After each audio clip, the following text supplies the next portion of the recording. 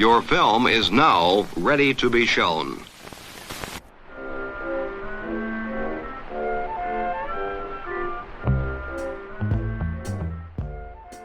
Good morning. I'm Justin Hendrix, editor of Tech Policy Press. We publish news, analysis, and perspectives on issues at the intersection of tech and democracy.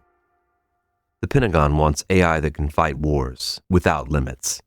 One of the United States' leading AI companies says there are limits it won't cross. And in the last week, that standoff turned into an all-out confrontation. To understand the conflict between Anthropic and the Pentagon, you have to understand where President Donald Trump and Secretary of Defense Pete Hegseth want to go. In January, Hegseth unveiled the department's AI acceleration strategy at a speech at SpaceX in Starbase, Texas, with Elon Musk by his side. Hegseth declared that speed wins in an AI-driven future. To further that, today at my direction, we're executing an AI acceleration strategy that will extend our lead in military AI established during President Trump's first term.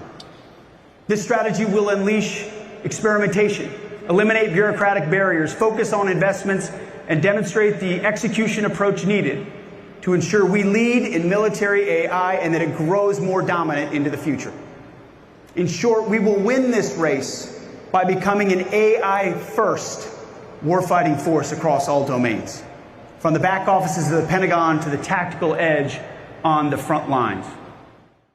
The drive to build an AI warfighting force didn't emerge in a vacuum. It was developed in the context of the Trump administration's broader AI accelerationist policies.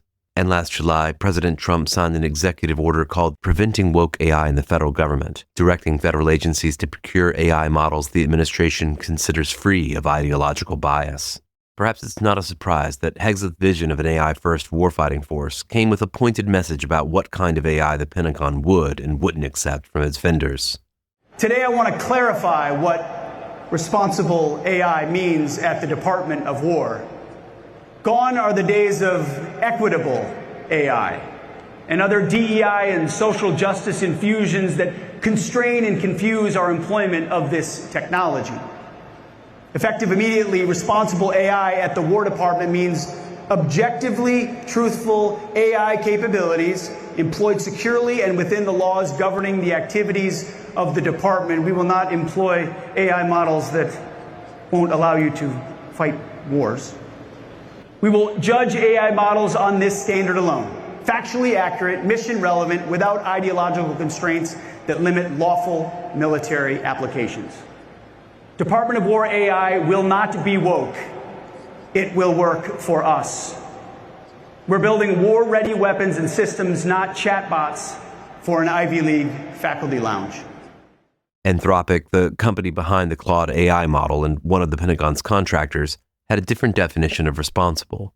CEO Dario Amodei said his company could not agree to unrestricted military use, drawing two firm lines: no domestic surveillance and no lethal autonomous weapons. Secretary Hegseth gave him a deadline, 5 p.m. Friday. Amodei didn't relent. And then yesterday, this. The standoff between the artificial intelligence firm Anthropic and the U.S. government escalated sharply today. President Trump lashed out at the company's leadership and directed all federal agencies to stop using Anthropic's products. And the Pentagon designated the company a supply chain risk to national security. Remember, we brought you that breaking news on the show. Anthropic CEO saying it cannot agree to terms laid out by Defense Secretary Pete Hegseth. Those terms essentially asking Anthropic to turn over its tech for any legal military purpose. But Anthropic's drawing two lines in the sand over domestic surveillance and lethal autonomous weapons. And the president is calling that, quote, selfishness that puts American lives at risk, troops in danger, and national security in jeopardy. He added, we don't need it, we don't want it, and will not do business with them again. So in just the span of a few weeks, a contract dispute between a Silicon Valley AI lab and the United States military has become a presidential rebuke, a national security designation, and a very public argument about who gets to decide how powerful AI is used in war. Today, we're going to walk through what happened, what's actually at stake, and why the answer matters well beyond this one company. I'm Kat Duffy. I'm with the Council on Foreign Relations as our Senior Fellow for Digital and Cyberspace Policy. I'm Amos. I'm Senior Counsel in the Liberty and National Security Program at the Brennan Center for Justice. I'm pleased to have the two of you on this Friday afternoon.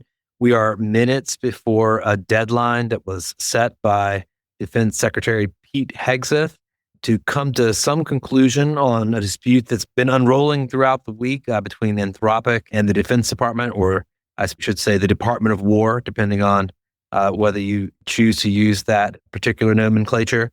And it already looks like we have a general indication of where things are headed. We've had this kind of preemptive Truth Social post from the president. And even as we talk right now, could in fact be additional news out of the Pentagon.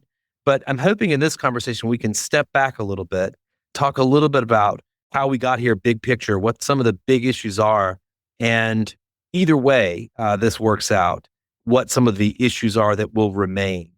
So I thought I might start with you, Amos. Just ask us to walk us through a little bit of how we got here.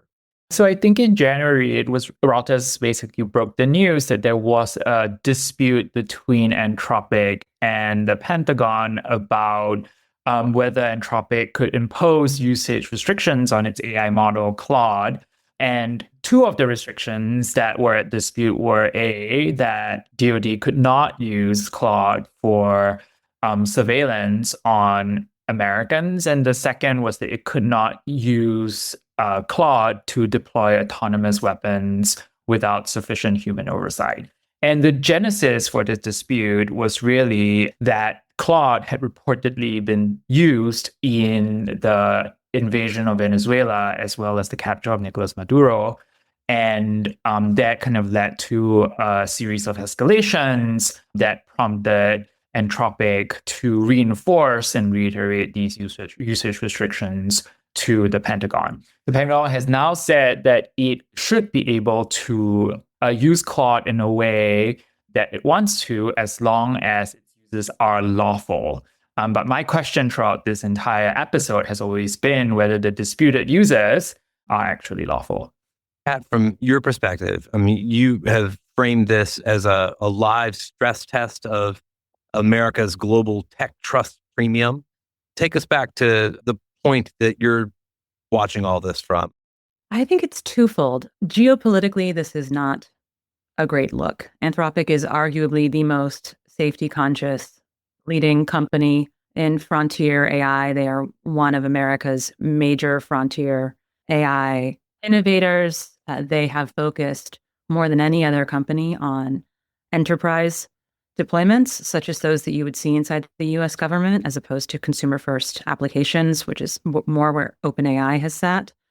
And so, in many respects, Anthropic should be, one would think, a company that the United States government is really leaning into if its greatest priority is, quote unquote, winning the AI race with China, or more clearly saying, really pushing for adoption of safer, reliable AI systems around the world.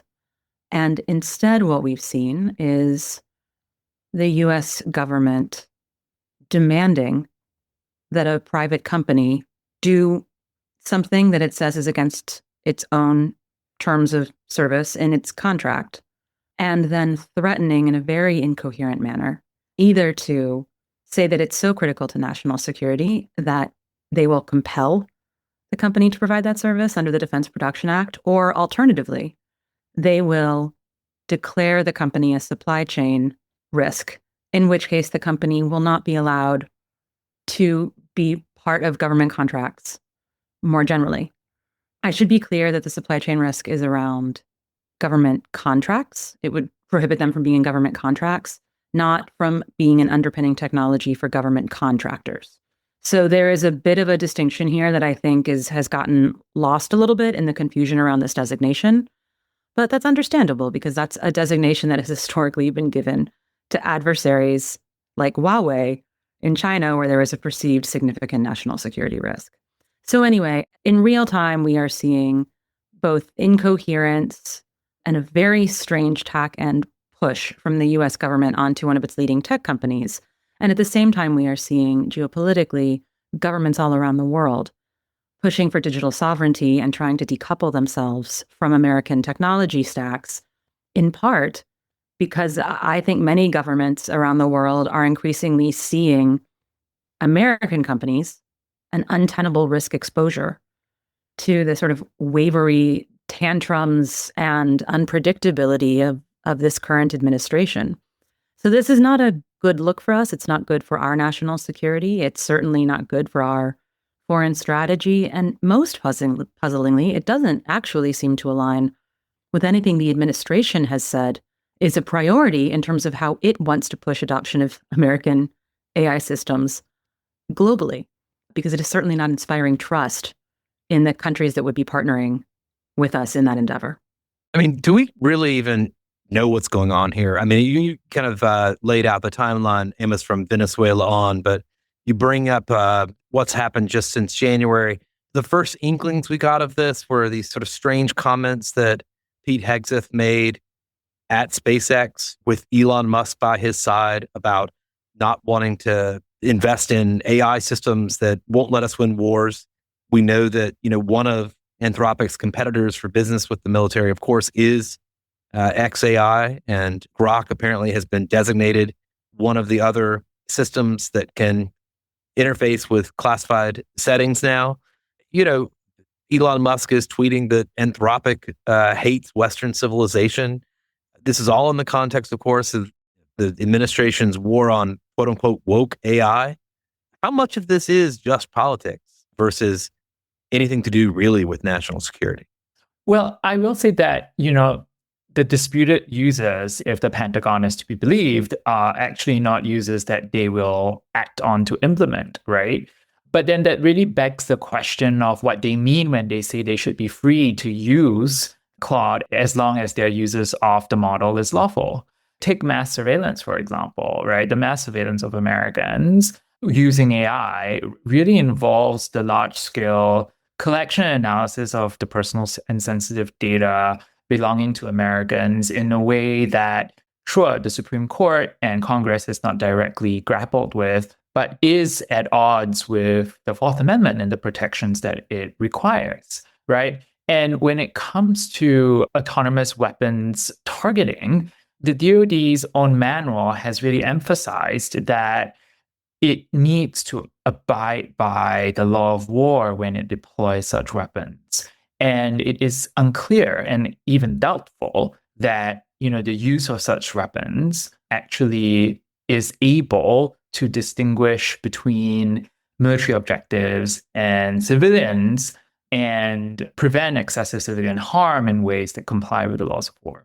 Anything from your end on this question of the politics of this, the sort of men involved? These are as much kind of personal disputes, it seems like to me, as they are policy disputes.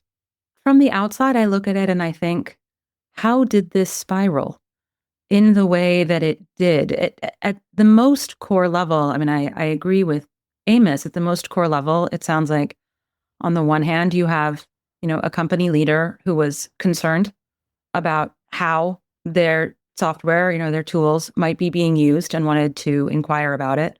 And on the other hand, you have, the Secretary of War essentially saying that the department can do absolutely whatever it wants with a service that it has procured under contract, regardless of whether that is in violation of the contract.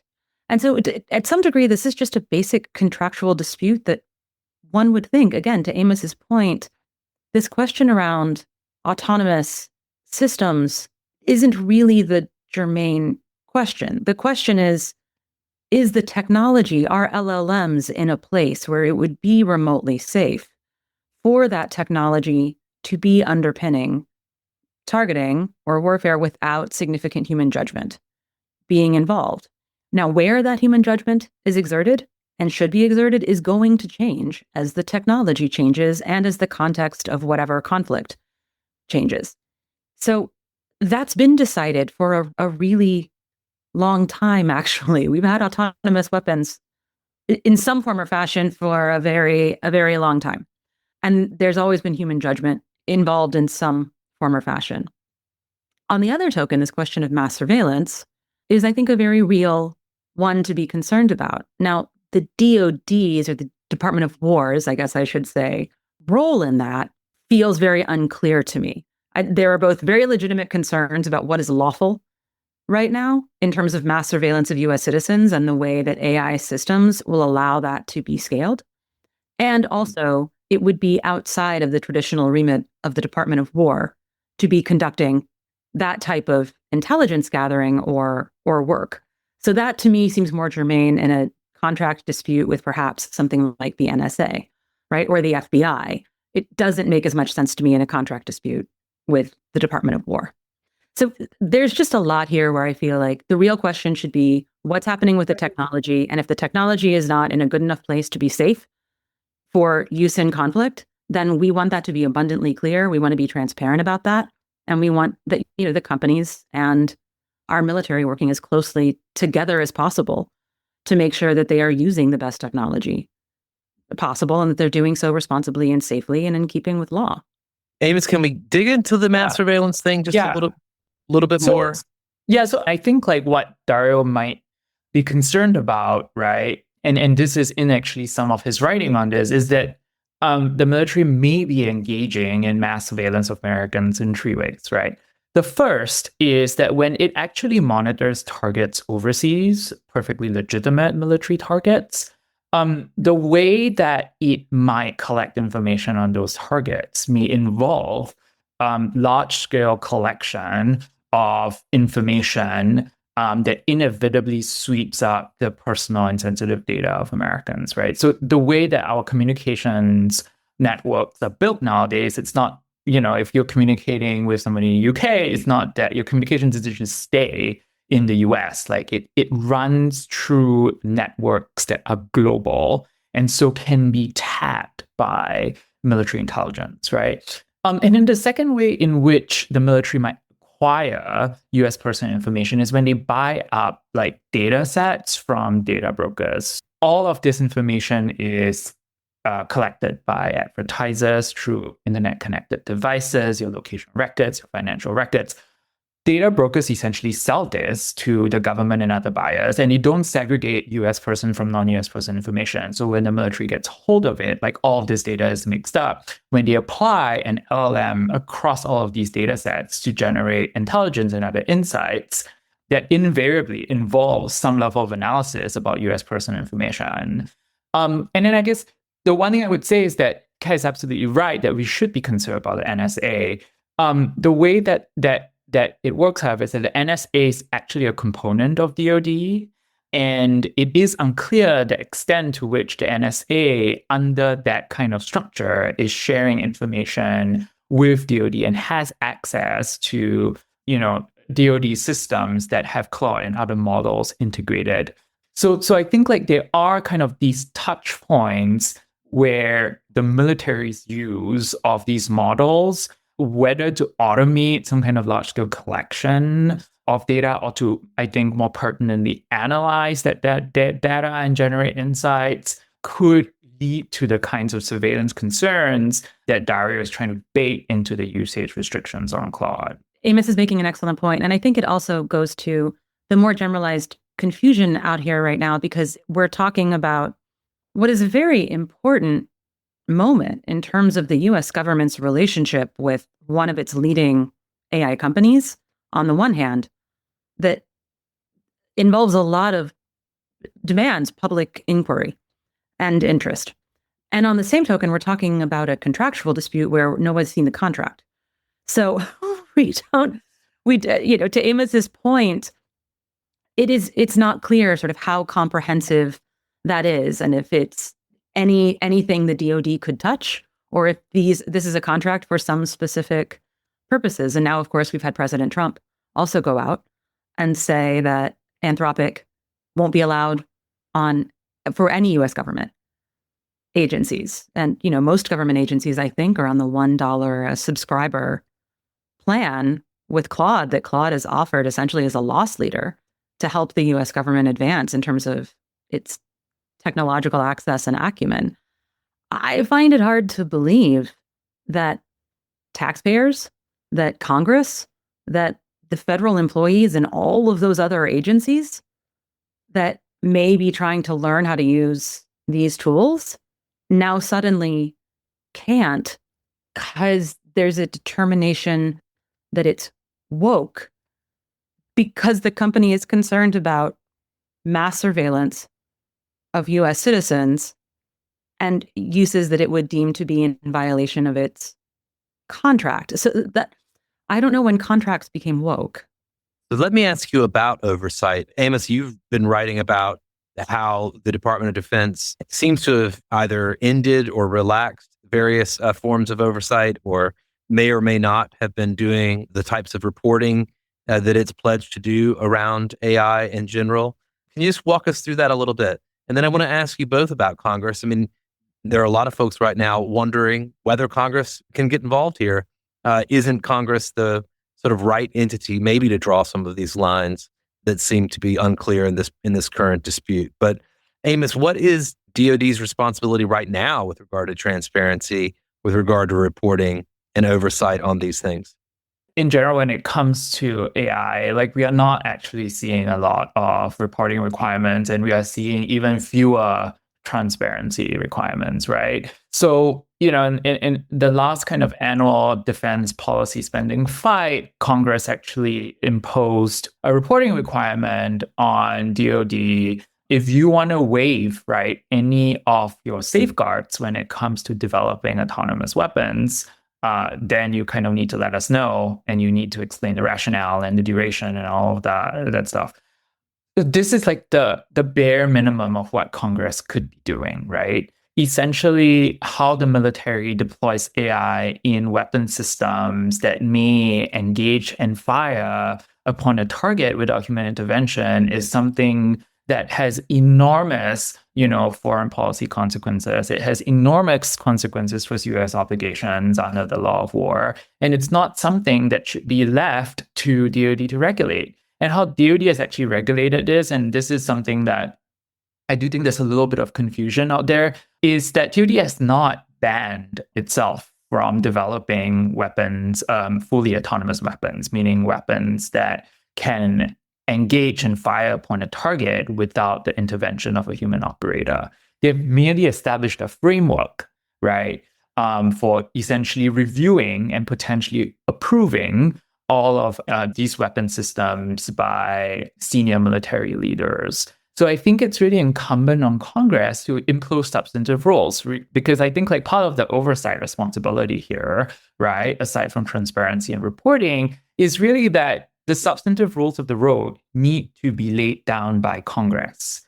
And what is considered appropriate levels of human judgment in the use of force is very consequential question that Congress should address. I would add to that, at some point, Congress must deal with privacy of Americans' personal information. Full stop. The reason that the mass surveillance concern is such a real one is because there is so much that can be purchased from data brokers that can then be piled together, aggregated, and analyzed all within a purely lawful framework. Now, by the same token, I don't really understand how Anthropic would monitor whether its software is being used for mass surveillance of U.S. citizens. Because what if, for example, Anthropic discovers that it's underpinning 90% of license plate readers in the country? Or it is now sort of the software of choice of 80% of the country's largest commercial data brokers, or it become an underpinning for a whole bunch of companies that are a third-party supplier to a lot of body cam footage that's being indiscriminately analyzed or even potentially sold. So there is an aspect here of I salute Anthropic and any company that is saying we don't want to be paid to be part of the mass surveillance of U.S. citizens. And by the same token, then I would hope all of those companies are really throwing their weight behind much stronger data privacy protections for Americans so that our data is not the commodity that it currently is and that it has been for so long. And to do that will also, in many respects, undercut how these companies have built what they've built, how they've grown, and how they're going to continue to keep their systems learning. So it is a tricky question. I mean, it is an irony that an AI company, throws its hands up at the collection of personal information and is attempting to communicate to the public about this vulnerability that exists where the government can effectively, purchase endless reams of information about, American citizens' movements, web browsing, associations, as Dario Amodei writes in his statement, from public sources without obtaining a warrant.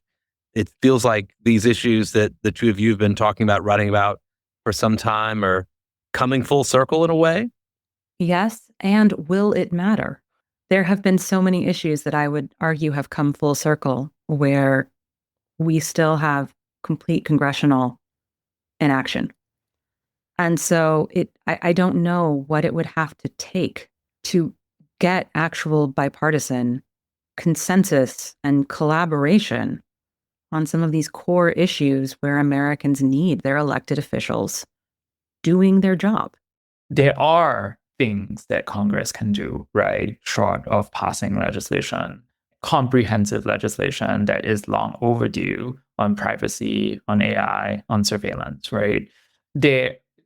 In its investigations of US actions, military actions in Venezuela, in Iran, on the high seas, I think there is ample room to be asking questions and pressing DoD leaders on how they're using AI, what they're using it for, what safeguards, if at all, exist. There are multiple pressure points, right, that Congress can bring that it really hasn't actually lived up to. So I think there are things that Congress can be doing, that lawmakers can be doing, and that we should expect and call on lawmakers to do at this point, given that, we see the limits of requiring, we see the limits of leaning, right, on a company to enforce what are essentially constitutional and legal restrictions on the Defense Department. I'm noting that it's 5:19. Have we gotten any sort of update? Yep. So I'm just gonna, I guess I'll break in here just to say, even as we're having this conversation, Pete Hegseth has put out a post on X stating that, quote, in conjunction with the president's directive for the federal government to cease all use of Anthropic's technology, I am directing the Department of War to designate Anthropic a supply chain risk to national security. And so that is effectively the route they have chosen. I guess I'd ask you both to respond to that. Amos, you've been looking into what the supply chain risk means. You've mentioned it already. I just want to first say that it is doubtful, right, that the secretary actually has legal authority to issue supply chain risk designation of this nature, given the circumstances of their dispute, right? So essentially, what it appears the secretary has done is to exclude Anthropic from defense procurement under 10 U.S.C. 3252, as well as the Federal Acquisition Supply Chain Security Act. But if you look at the language of 10 U.S.C. 3252, the definition of a supply chain risk, right, is the risk that adversaries, and I really want to emphasize, adversaries may sabotage or otherwise subvert a national security system. And it's not at all clear to me how usage restrictions on Claude could be exploited by adversaries to sabotage military systems. In fact, these restrictions might actually reduce the likelihood of misidentification of targets and accidental misfirings, and so improve the safety and reliability of these systems, the very opposite of the definition of a supply chain risk. And then I think the other clause to keep in mind is that this kind of exclusion is permitted only if less intrusive measures are not reasonably available to mitigate whatever supply chain risks the secretary deems to be at play here, right? And again, it's doubtful that the Pentagon has made a good faith attempt to pursue less intrusive measures. It could still continue negotiations about the usage restrictions. It could even cancel the specific contract at issue. It doesn't actually need to go very significant step further and designate Anthropic as a supply chain risk, right? Because as Kat was just saying, like a clock can still be safely used and used without controversy, even with these usage restrictions in the DoD's administrative functions or in any kind of other government like administrative function. So I'm just like, I think, I want to like kind of really emphasize how unprecedented this kind of designation is and how potentially legally dubious also this designation is. Well, and can we just reflect on the fact too that I'm looking at the very last part of the statement where it says, directing the Department of War to designate Anthropic a supply chain risk to national security effective immediately. No contractor, supplier, or partner that does business with the United States military may conduct any commercial activity with Anthropic. And then immediately says after that, Anthropic will continue to provide the Department of War its services for a period of no more than 6 months. They're going to need Anthropic to provide services to the Department of War, but everyone else the Department of War relies on who is using Anthropic now suddenly magically can't, and that's somehow going to be safe. This is just a stunning lack of coherence. And I'm very interested to see how the other frontier companies respond. Because to say that Anthropic was trying to strong arm the Defense Department or the Department of War, Anthropic just said, we don't want our stuff used for this, so we would need to pull out of the contract. And they would have just stopped the contract and they would have provided services for as long as was needed in order to provide a smooth transition. I don't understand how that's duplicity. I definitely don't understand how that's strong arming. It's not like Anthropic is the only frontier company out there or system that the department could use given a transition window. And frankly, it's worth noting there's been some press about, it's a $200 million contract with the DoD. Well, again, I haven't read the contract. My understanding is that that's a ceiling. That's not the floor.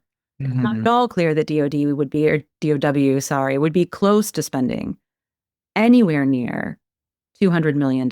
I find it extremely hard to believe that Anthropic has been making a profit off of its support for the U.S. government. They just did how large was their most recent valuation? Do either of you remember? It was, I think the number is 350 billion, but I think maybe 380. Yeah, but it's well north of 300 billion as their recent valuation. These contracts are a rounding error for them in terms of revenue. So in many respects, I feel like I hope that the other major frontier companies are looking at this and saying, if we felt that our contracts were being violated and we raised this with DoD or we needed to pull out of a contract, we will also be declared supply chain risks. And then are we suddenly in a moment where Google, OpenAI, and Anthropic have all been declared supply chain risks? And then we are going to have a government going out there and saying, also, we're going to beat China in the AI race, but we've declared all of our leading frontier companies supply chain risks. The daisy chaining here is baffling. So I'm really interested to see how the other companies respond, because I would hope that they would be standing up right now very significantly in support of Anthropic and against this type of interference from the USG. And I'm also very interested to see how the employees keep responding, because it's been a minute since we saw the sort of employee organizing and collective activism that we have seen around this topic in the past couple of days. And that used to be much more common in tech and in Silicon Valley than it has been recently. So it's been interesting to see that uptick. And I don't see the employees and the AI engineers in the various companies taking kindly to this. Yeah, and it's so important now more than ever also for Congress to respond, right? It can do something with this supply chain risk designation, right? It can actually say that, I'm sorry, hold up, we are not going to allow you to designate a supply chain risk in this way, where it's clearly arbitrary and where that it's trying to essentially transform a contract dispute about usage restrictions into something where the Department of Defense is essentially abusing national security power in order to blacklist the company. So I think like this is part of a continuing pattern we are seeing with abuses of emergency powers, with abuses of executive power. And it is kind of like the pressure on Congress to act here is piling up. You've already talked a little bit about how this might be perceived abroad, but what is the message to the world? I'll ask you maybe to just restate it again, having now seen this decision from Pete Hegseth. And I'll note he ends his X post by saying, this decision is final. I spent years in diplomacy. I think if you're a foreign government looking at this, you are just astonished and have no idea how to engage with the United States. It's a level of erraticism and irrationality and a lack of coherence and a lack of strategy that is breathtaking within a national security space.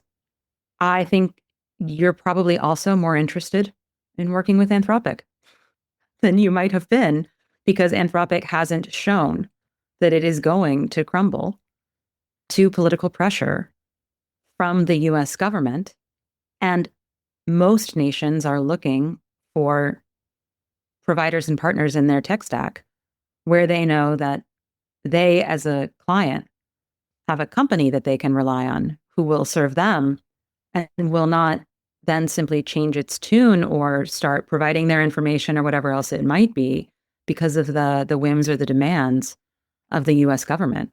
So I think this is bad for Americans. I think this is bad for the American military. I think this makes us less safe. I think it's probably may turn out well for Anthropic in terms of Anthropic's own credibility and larger revenue. And again, it would determine, part of this is based on how they will truly interpret this statement around supply chain risk. I mean, I completely agree with Amos. It's unclear to me what of this is rhetoric and what of this is actually legally operable. I don't know how fast Anthropic might be able to get an injunction.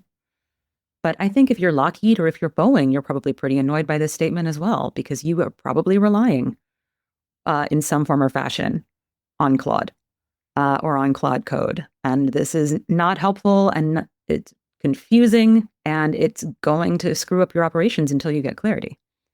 So I don't think anyone from abroad will look at this and say, wow, thank goodness the US government jumped in here, right, to protect its national security. What I think is notable is that when we go back to Huawei, having been designated a supply chain risk and what we call the sort of rip and replace of Huawei that occurred under the Trump administration, that decision, I have always stated, was, I think, wise within the interests of national security and give a very strong statement to the rest of the world that they should also be considering their reliance on that same hardware. And so we have sort of come to the upside down in terms of how we've thought about technologies, where they're coming from, the threats that they might pose, and how the US government or the federal government should exert its authority.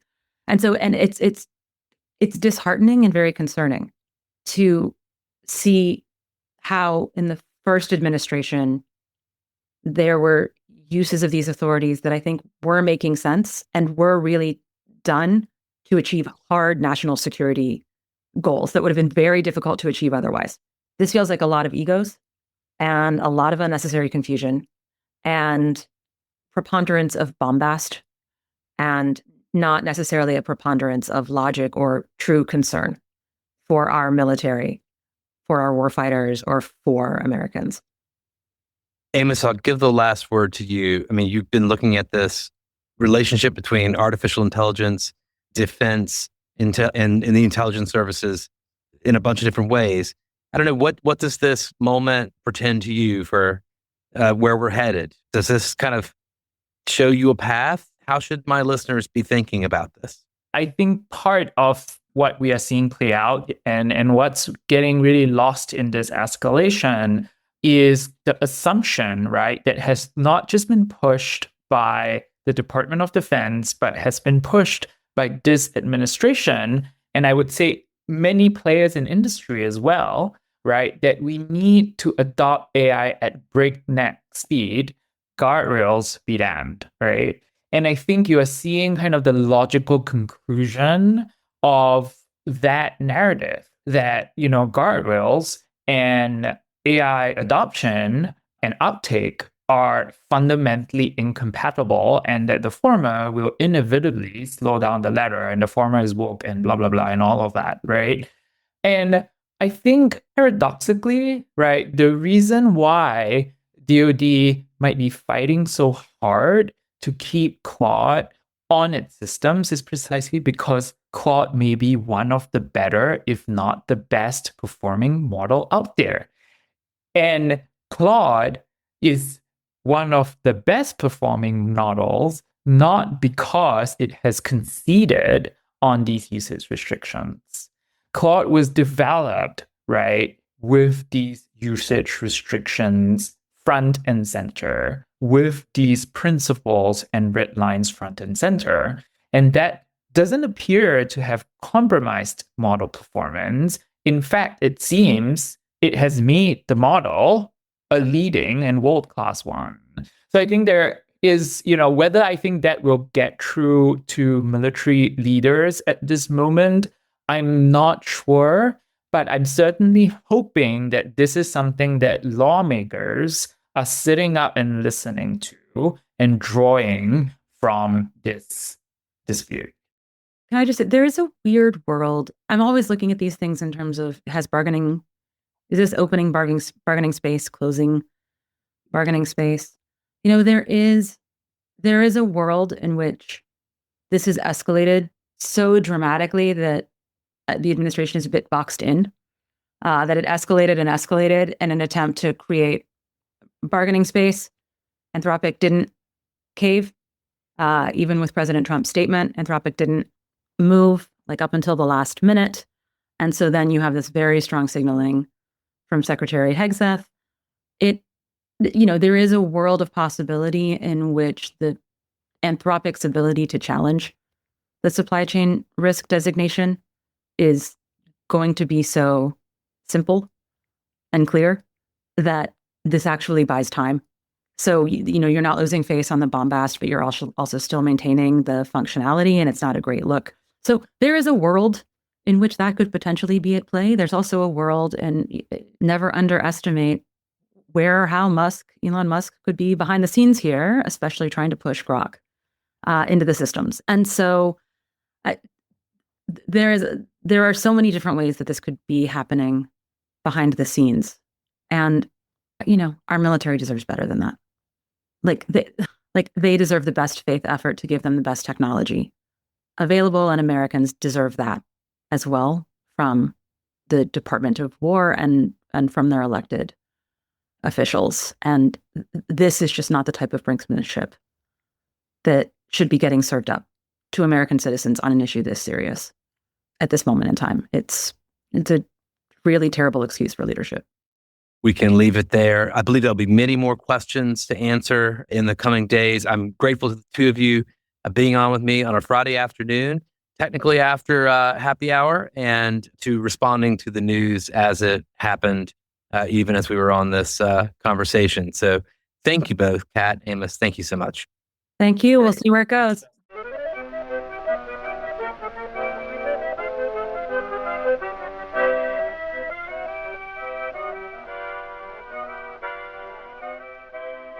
That's it for this episode. I hope you'll send your feedback. You can write to me at justin@techpolicy.press. Thanks to my guests. Thanks to my co-founder, Brian Jones. And thank you for listening.